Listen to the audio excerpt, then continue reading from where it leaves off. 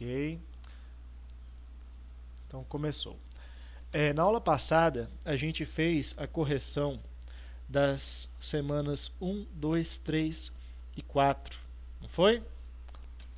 Do PET 1. E agora a gente vai começar os temas aqui, ó, da semana 1 do PET complementar.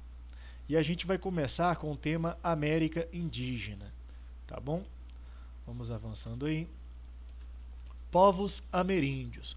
Povos ameríndios, pessoal, são os nativos da América, tá bom? São os índios da América. A gente chama eles de ameríndios.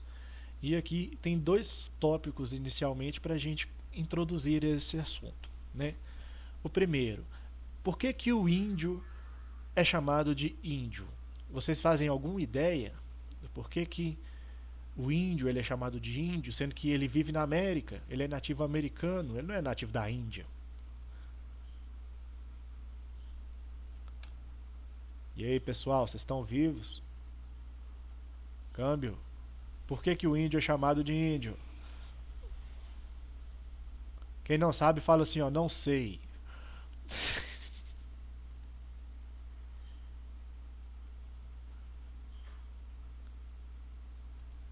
Caramba, gente, que Você isso? sabe, Danila? Você quer responder?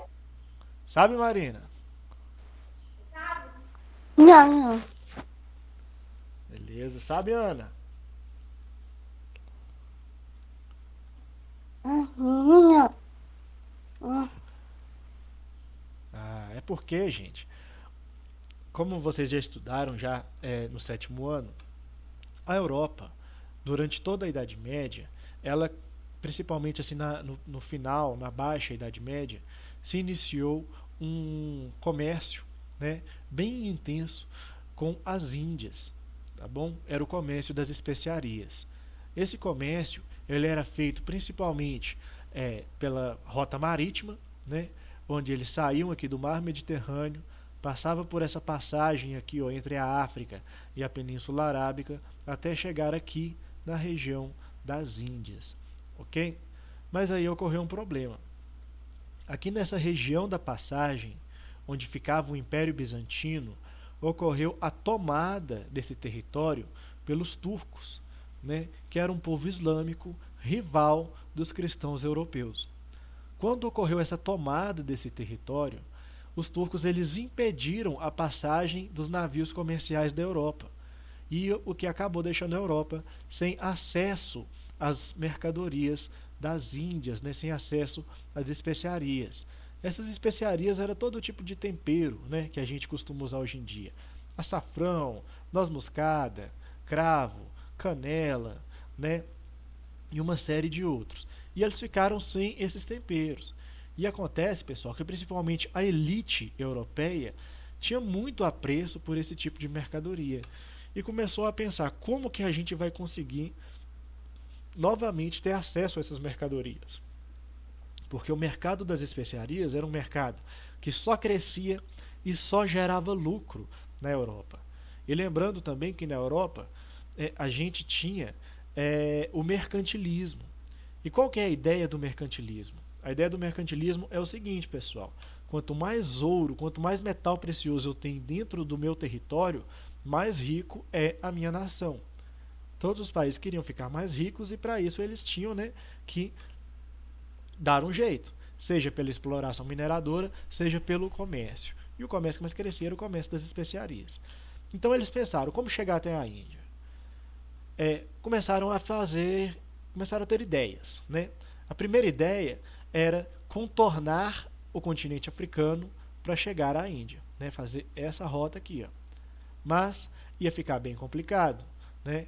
Porque imagina a distância que eles vão ter que percorrer para chegar até aqui a Índia, sendo que a distância era bem mais curta, né, quando eles usavam o caminho aqui ó, do que foi bloqueado pelo Império Bizantino.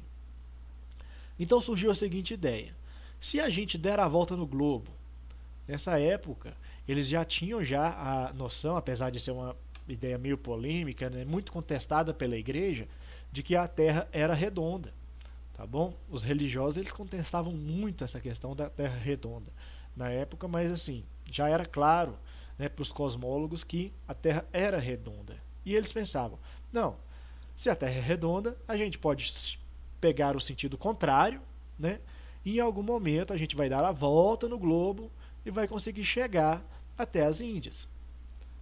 E como nunca ninguém fez essa rota, né, talvez essa rota seja mais curta do que dar a volta na África. E assim eles tentaram. Quando eles seguiram por esse caminho, Cristóvão Colombo, né, seguiu por esse caminho em 1492, ele chegou aqui nas Antilhas. E chegando nas Antilhas, ele pensou, poxa, cheguei em uma ilha da Índia. E ele chamou os habitantes das ilhas de índios. E esse termo pegou, né? Pegou o apelido dos nativos como índios, ok? Porque ele pensou que tinha chegado na Índia. E essa questão aqui também do povoamento da América. Como a gente sabe, a América ela é um continente isolado do resto do mundo. E como vocês já sabem também, a espécie humana ela surgiu no continente africano, né? Os exemplares mais antigos de hominídeos surgiram, né? Foram encontrados aqui, ó, os vestígios mais antigos, os vestígios fósseis, né, de hominídeos, foram encontrados no continente africano. Então, como que o ser humano chegou até a América? Como que quando os europeus chegaram na América, tinha ser humano aqui, ó? Então existem duas hipóteses. A primeira hipótese é que o ser humano chegou saindo aqui da Ásia, né, na região aqui, passando pela Sibéria, e saindo da Ásia, ele passou pelo Estreito de Bering, que é essa região aqui, ó, até chegar no Alasca, indo para a América do Norte. Essa é a teoria do Estreito de Bering. Tá, mas como que ele conseguiu atravessar esse Estreito de Bering? É água, tem água nesse Estreito de Bering. Então, pessoal, acredita-se, né, já existem evidências que na Era do Gelo essa região era congelada. Então havia uma ampla passagem aqui da Sibéria para o Alasca, ok? E provavelmente foi nessa região aqui que começaram as primeiras migrações humanas, né, os primeiros fluxos migratórios humanos para a região da América. Existe uma outra teoria também, que é a teoria das pequenas embarcações. O que essa teoria fala? Ela fala que, ao contrário da teoria do Estreito de Bering, onde a colonização não, o povoamento da América se iniciou pela América do Norte, a teoria das pequenas embarcações acredita que a povoação da América ela se iniciou pela América do Sul. Como? Em pequenas embarcações, né, fluxos migratórios saíram aqui da região das Índias e parando de ilha em ilha, eles chegaram até a Oceania, povoaram a Oceania e começaram a continuar navegando à procura, né, de melhores territórios para poder viver. Chegaram até a Polinésia, povoaram a Polinésia, continuaram avançando, né, e chegaram até a América do Sul. Pessoal, não existe um consenso na história de qual dessas teorias que é a correta. Há historiadores que defendem com força que o povoamento se deu pelo Estreito de Bering. Há outros que dizem que ocorreu pelas pequenas embarcações. Há aqueles que dizem que não tem necessariamente uma regra, pode ter acontecido pelos dois caminhos, ok? E assim ocorre o debate na história. Deu para entender esses dois tópicos? E galera,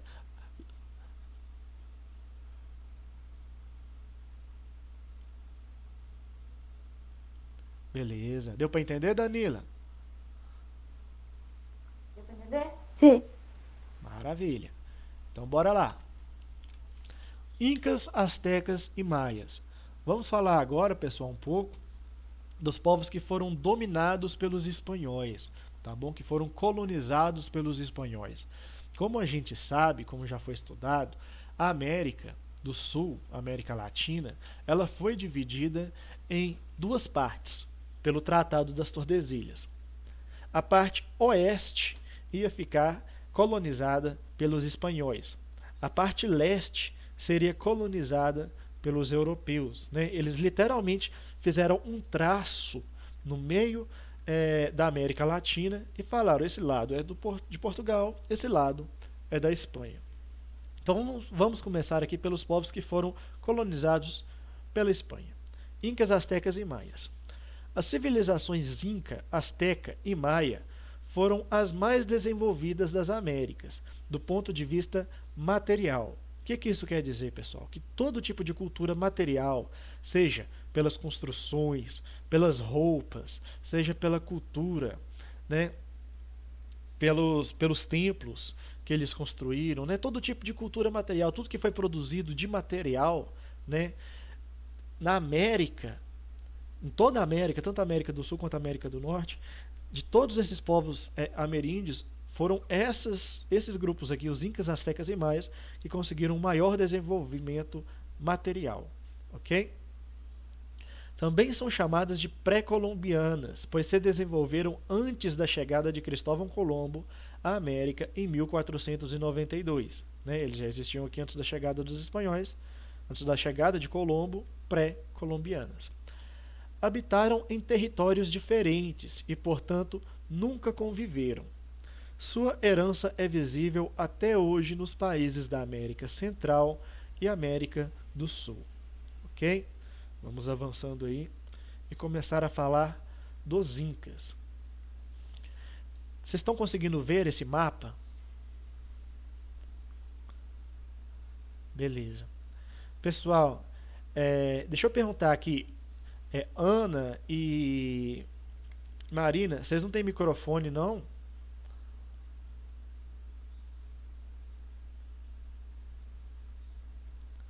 Ana e Marina, vocês têm microfone? Tudo bom. Ana, você tem microfone aí no computador?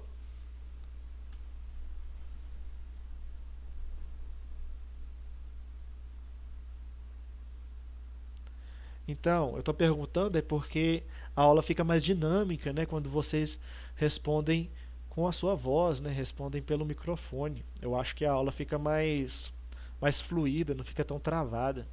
Se vocês puderem ligar o microfone aí para poder responder quando eu perguntar, ou então fazer as suas perguntas também, tá bom? Acho que fica mais interativo, até mais divertido a aula. Não fica tão travado. Assim, o importante é que vocês se comuniquem, né? Seja pelo chat, seja pelo microfone, mas eu acho que o microfone fica mais legal, tá bom? Mas aí, continuando. A civilização Inca. A gente tem aqui, né, a representação da América Latina, e aqui na região das Cordilheiras dos Andes, a gente vai ter toda essa região aqui escura, tá dando para ver? É a região onde vai se formar o Império Inca.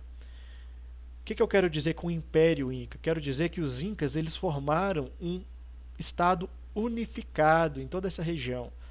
Toda essa região aqui, ó, era governada por um único governante, que era o Imperador Inca, ok? Então, tem uma diferença entre os Incas, os Astecas e os Maias, porque os Incas e Astecas eles desenvolveram um império, desenvolveram um estado unificado. Já os Maias, eles viviam meio que igual aos gregos, entendeu? Cada cidade era uma cidade-estado, cada cidade era uma cidade independente. Mas vamos aqui falar do Império Inca.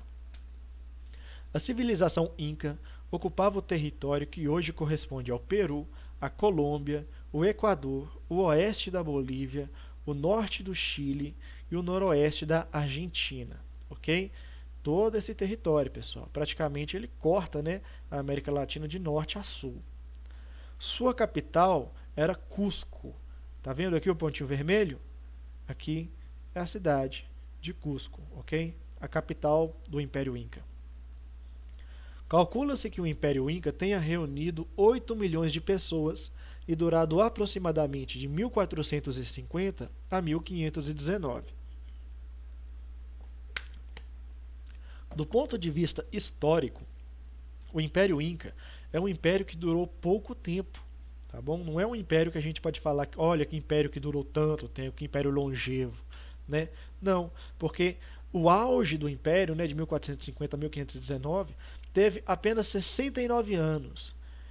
Assim, pode parecer longos, né, no período, assim, se a gente for parar para pensar do período de validade de existência humana. Mas, historicamente, é muito curto, 69 anos, um império dessa proporção, né, um império de proporções continentais. Então, vamos avançando aqui. Sociedade Inca. A sociedade Inca era fortemente hierarquizada e dividida entre o Sapa Inca e seus parentes, nobreza, a nobreza, dirigentes e militares, e os camponeses e os escravizados. Ou seja, pessoal, a sociedade Inca, a gente vai ter acima aqui a figura do imperador, abaixo a gente vai ter os sacerdotes, tá bom? O imperador, ele vai ser considerado um deus, ele vai ser considerado filho do deus Sol, ou seja, a sociedade Inca vai ser uma sociedade teocrática, teo do grego quer dizer Deus, crático vem de cracia, que quer dizer governo, o governo de Deus, ou seja, o imperador é considerado um deus, o filho do deus Sol. Abaixo vão ter os sacerdotes, né? Claro, que vão estar aqui auxiliando, né, fazendo o intermédio do imperador Inca e a população. Os chefes militares, ok? Logo abaixo. Depois os artesãos, que eles vão ser responsáveis pela confecção de todo tipo de material de uso pessoal e militar. Eram os artesãos que iam fazer as armas, os artesãos que iam fazer as armaduras, tá bom? Que eles usavam armaduras, eles não tinham domínio do metal. Os incas, eles usavam principalmente a obsidiana, que era um vidro vulcânico que poderia ser manipulado e se tornar muito cortante, e era muito resistente, né? Então acabava sendo usando como uma lâmina aqui esse vidro, a obsidiana, ok? Mas eles usavam armaduras. Não eram armaduras de metal, que eles não dominavam o metal, mas faziam armaduras de algodão torcido, ok? Que dentro de uma batalha, quando sofriam um ataque, né, a armadura de algodão torcido era muito importante para evitar que eles tivessem ferimentos graves. Não tão bom quanto a de metal, mas também funcionava, né, a sua medida. Abaixo existiam os soldados, depois os contabilistas, que iam cuidar da administração dos recursos do reino. Abaixo, os projetistas, ok? Que é o pessoal que ia ser os engenheiros, né? O pessoal que ia fazer os projetos aqui para a construção dos monumentos, dos templos, né, em forma de pirâmides. Abaixo a gente vai ter os funcionários públicos, ok? Que vão ser representados principalmente pela figura dos cobradores de impostos. E por baixo de todos haverão os camponeses, ok? Junto com os camponeses, pessoal, não foi citado aqui, também existia a classe dos escravos. Os incas tinham escravos, tá certo? Só que a escravidão dos incas era diferente da escravidão que foi estabelecida no Brasil colônia, porque a escravidão dos incas era feita a partir das guerras, dos combates. Os inimigos eram capturados e levados como prisioneiros de guerra e escravizados. Não existia um comércio, um tráfico de escravos como existiu nas colônias ibéricas, ok? Nas colônias americanas. E assim acontecia. O Império Inca ele se expandiu, como todo império, né, de um ponto e começou a ampliar o seu território, dominando outros povos, né? E esses povos eles tinham que pagar tributos, tinham que pagar impostos ao imperador Inca. Qualquer povo que resolvesse se rebelar contra o domínio Inca ia acabar sendo reprimido pelo exército imperial, ok? Esses camponeses também poderiam se tornar soldados em algum momento, mas fora isso não havia transição de classe social, ok? Se você era um contabilista, filho de contabilista, você seria contabilista, ok? Então existia a classe dos contabilistas, a classe dos projetistas, não existia assim, nasci camponês, mas o meu sonho é me tornar um funcionário público. Dificilmente isso acontecia. Essa transição ocorria mais de camponeses e a classe dos soldados. Ok, avançando aqui. Sociedade Inca. A principal etnia comandada pelo chefe Inca era a Quichua, que habitava uma vasta região à altura dos Alpes da América do Sul, concentrando-se principalmente nos atuais Peru e Equador. Quichua, pessoal, era a maior parte dos subordinados ao Império Inca, né? A maior parte dos povos dominados, né, pelo Império Inca eram os povos Quichua. Okay? Aqui a gente tem uma representação dos descendentes dos Quichua, que ainda existem, okay? Usando roupas características de sua cultura. E aqui um pouco mais abaixo a gente tem a imagem de Machu Picchu.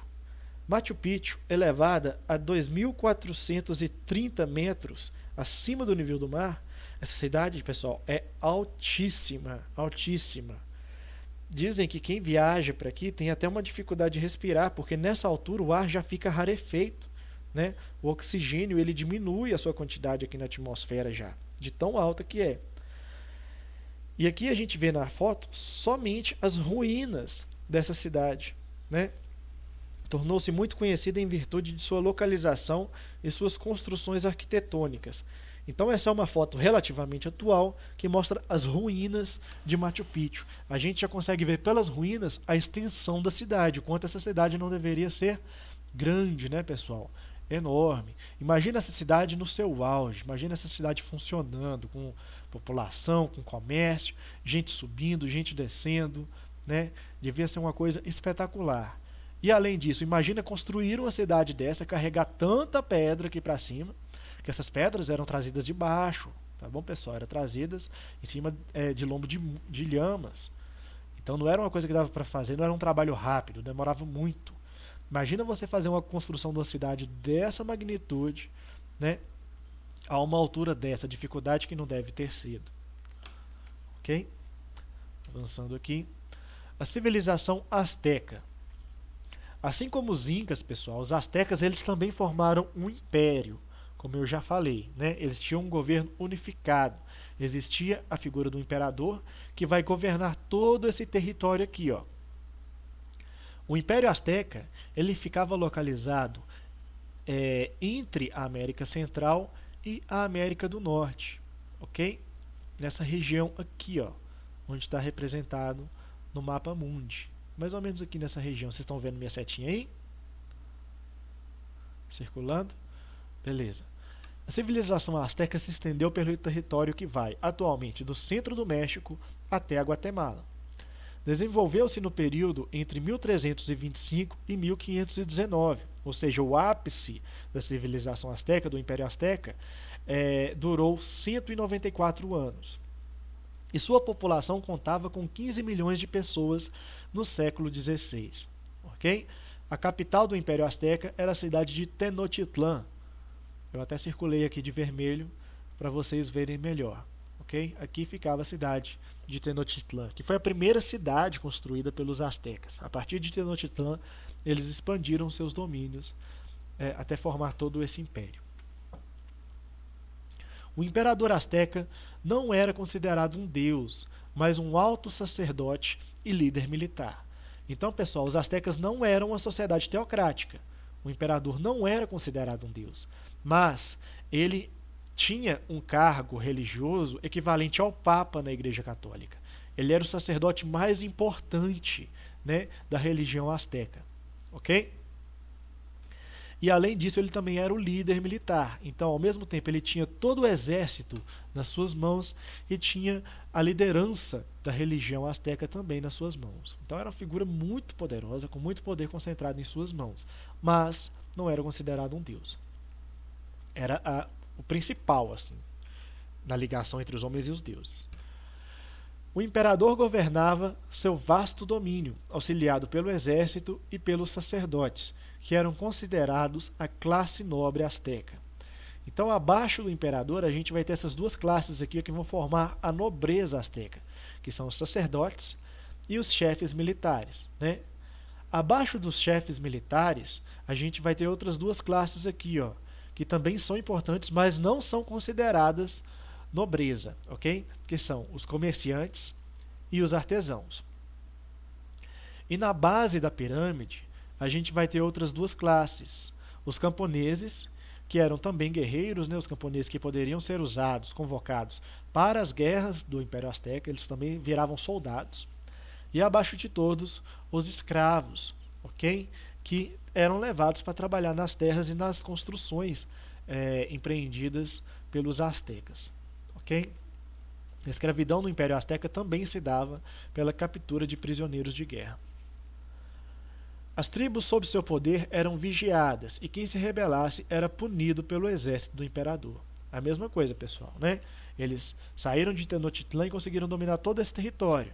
Claro que haviam outros povos já habitando esses territórios, né? Esses povos foram dominados, submetidos à autoridade dos astecas e tinham que pagar impostos a Tenochtitlan, ao imperador, ok?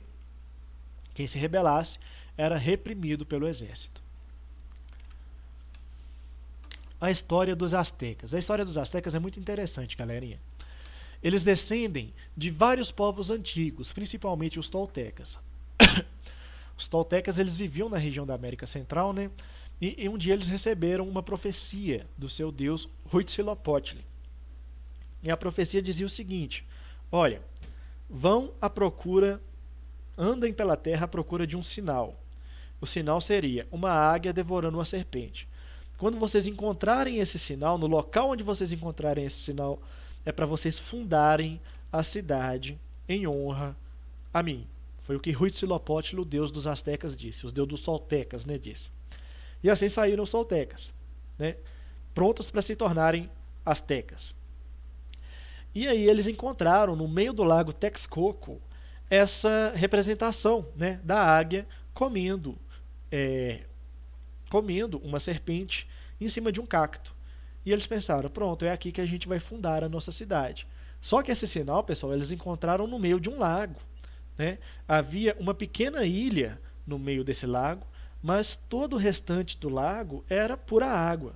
Mas mesmo assim eles fundaram a cidade, a primeira cidade dos astecas, no meio do lago Texcoco, que seria a cidade de Tenochtitlan. Ok? Aqui a gente tem uma representação da cidade de Tenochtitlan. No centro, aqui, ó, onde havia a parte sólida, né, a ilha, eles fundaram um templo e as primeiras partes aqui da cidade. Mas a cidade foi se ampliando cada vez mais à medida que foi se enriquecendo, né, cobrando impostos de outros povos. E a gente vê aqui, ó, a agricultura das timpanas. O que é a agricultura das timpanas? São essas plantações que são feitas em cima dessas ilhas artificiais aqui, ó.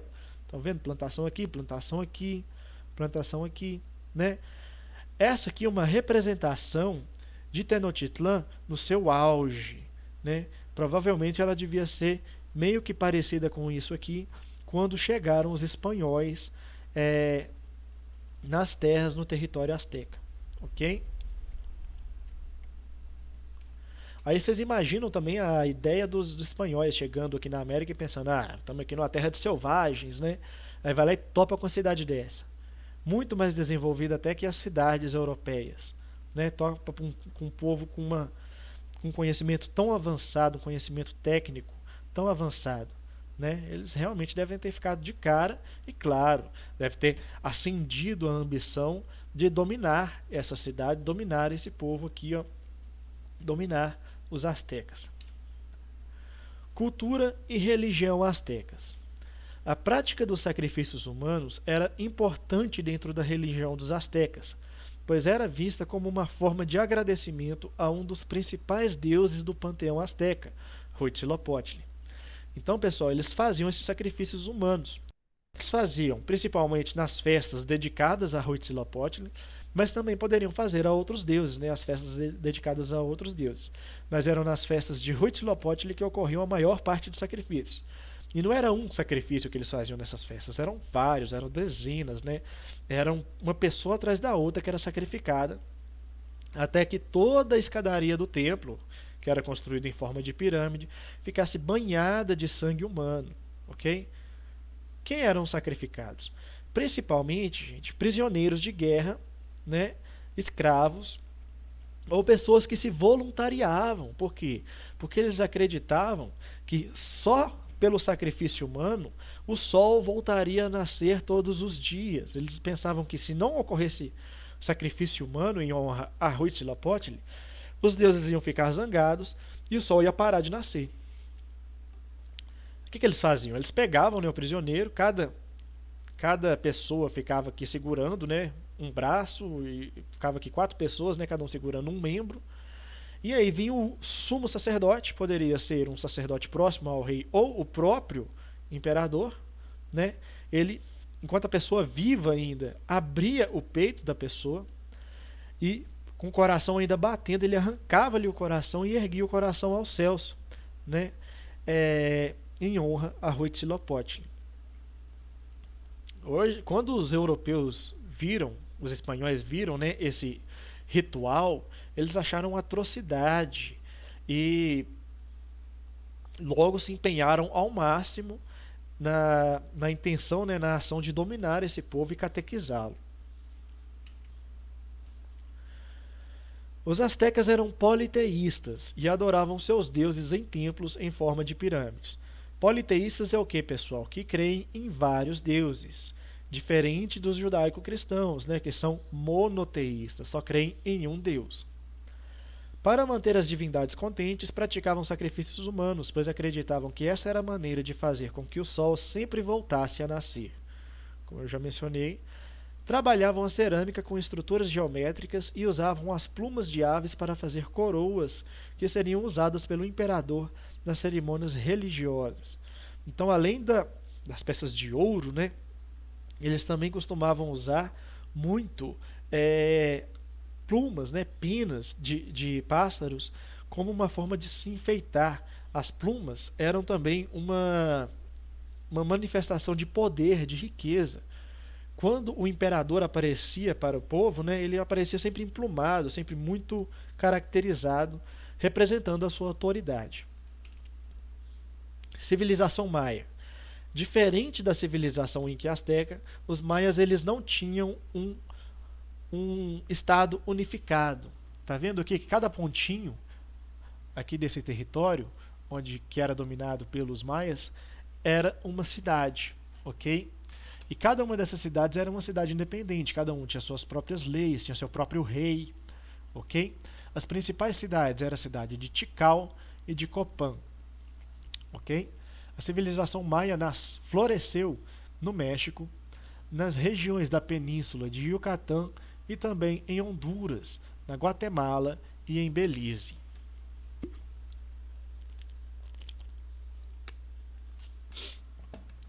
Não formavam um estado unificado. Constituíam-se numa sociedade de cidades-estado, com centros urbanos importantes como Tikal e Copán. Calcula-se que a população maia pode ter chegado a 1,5 milhão de pessoas, ok? E de todas as civilizações pré-colombianas, foi a que existiu por mais tempo como um estado estruturado. Ela existiu do século 6 a.C. ao século 10 depois de Cristo. Ou seja, duas coisas que a gente tem que pensar quando fala dos maias. Primeiro, foi uma sociedade muito longeva em comparação aos outros, né, em comparação aos astecas e os incas. Eles viveram 15 séculos, né, 1.500 anos aí de civilização maia. Os maias tiveram mais tempo de civilização do que o Brasil tem como país, né, 3 vezes mais tempo. Então, assim, 15 séculos de civilização maia. E o segundo ponto, eles, como é que eu posso dizer? A civilização deles entrou em declínio no século 10 depois de Cristo. Ou seja, quando os espanhóis chegaram na América no século 16 depois de Cristo, eles já não tinham mais as cidades maias habitadas. Já não existia mais a civilização maia, né? Existia ainda os seus descendentes, mas não existia a civilização, as cidades, os governos maias, né? A estrutura social e política dos maias não existia mais. Ela acabou em 10 depois de Cristo. Então os maias, eles andando, né, desbravando a floresta, desbravando as terras aqui da América Central, descobriram essas cidades, né, monumentais, cidades que tinham uma arquitetura incrível, que tinham templos em forma de pirâmide altíssimos, né, muito bem construídos, sólidos e totalmente vazias. Cidade completamente abandonada, cidades fantasma, né? E isso aí ajudou a crescer bastante o mito e as crenças, né, acerca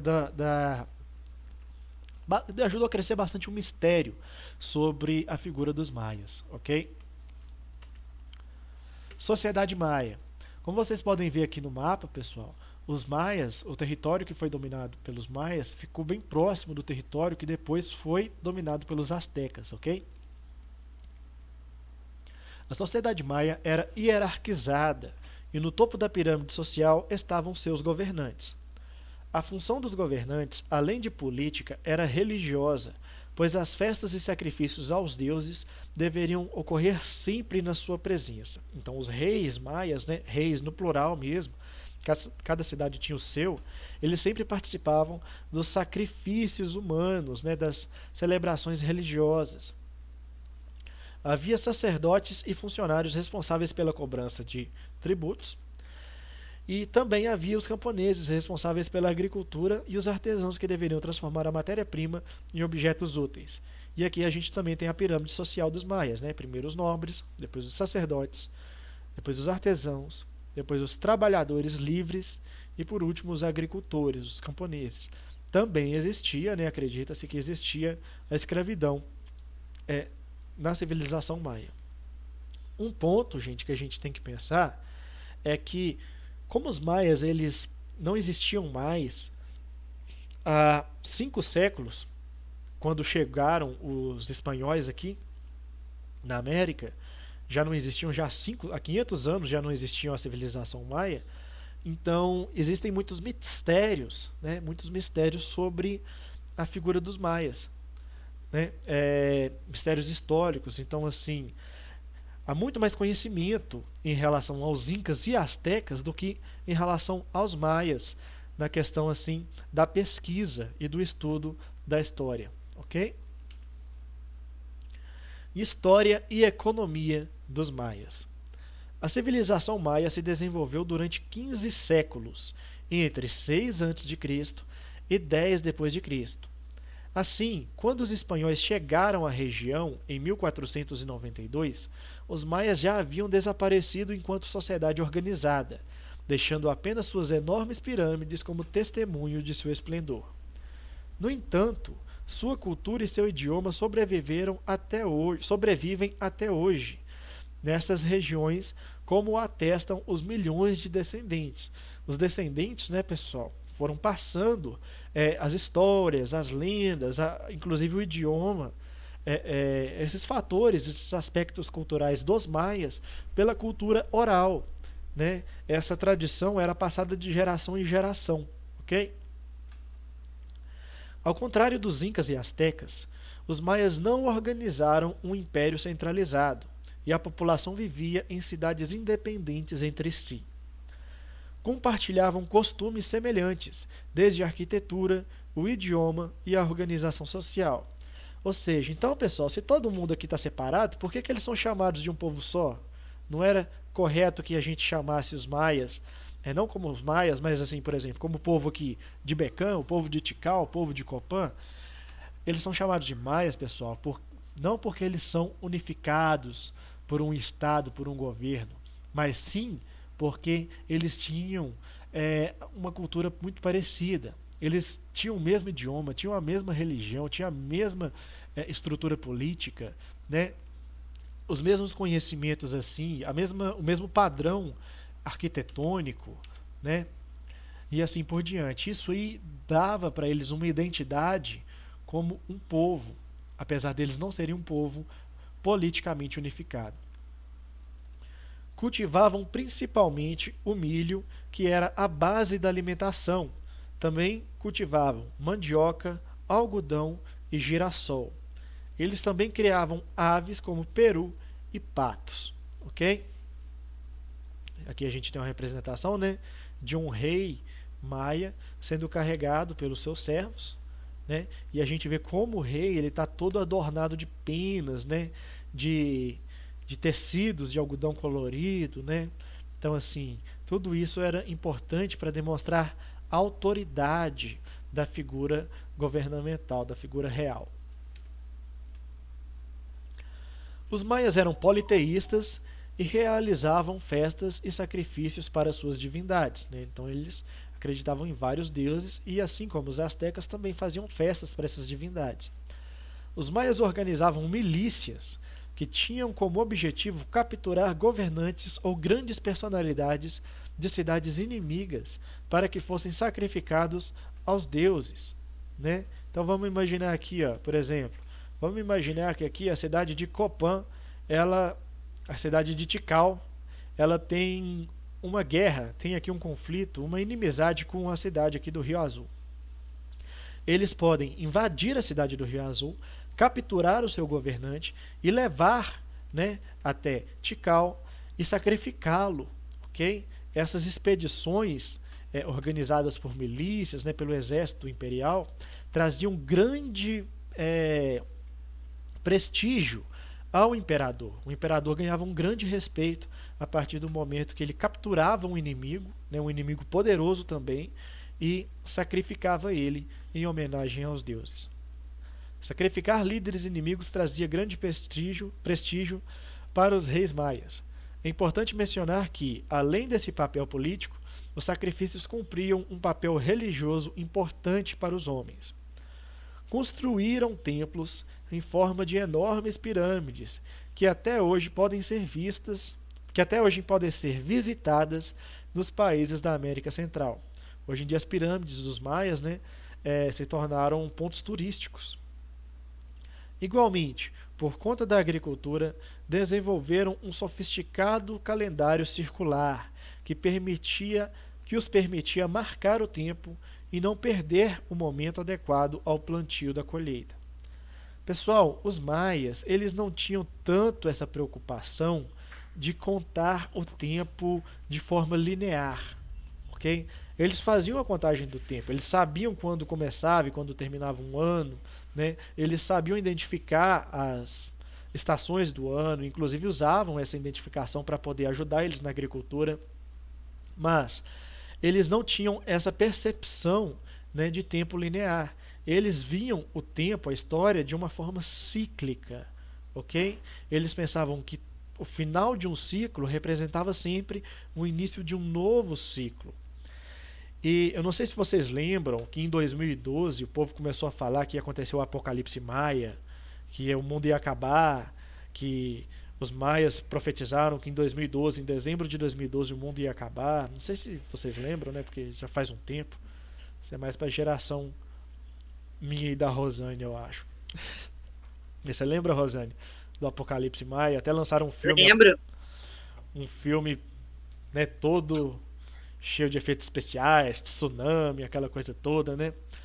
Mas na verdade, pessoal, os maias, quando eles encontraram esse calendário maia, né, que era um calendário que foi construído em relevo sobre uma pedra circular, esse calendário ele falava que em dezembro de 2012 ia se terminar um ciclo religioso, ia dar início a outro, né? Essas civilizações que têm uma visão de tempo cíclica, elas sempre acreditam que no fim de um ciclo se inicia outro. Eles não se preocupam tanto em quando surgiu o mundo, quem criou o mundo, ou quando o mundo vai acabar. Eles não tinham essa percepção, né? Eles acreditavam que o fim de um ciclo dava início a outro, né? E assim, cada ciclo trazia suas características, suas consequências, né? As suas glórias e as suas desgraças. Deu para entender, mais ou menos, hein? Então, beleza. E agora vamos falar aqui dos índios brasileiros. Agora não, né? Na próxima aula. Agora já são 10h34. Fica para a próxima aula. Do que foi explicado até agora, vocês têm alguma dúvida? Deu para entender legal, hein? Danila, deu para entender? Ana? Não. Responde então. Não entendeu, Danila? Você entendeu, Danila? Sim. Ah, Ah, beleza. Caso surgir alguma dúvida, pessoal, acessem lá o canal no YouTube, tá bom? Eu não sei se eu já postei aí. Professor Edivaldo História. A aula vai ser postada lá. Até amanhã já vai estar o vídeo lá postado, ok? Muito obrigado e até a próxima. Valeu. obrigada, Edivaldo. Tchau. Eu que agradeço. Um prazer estar com vocês. Um abraço. Ai. Agora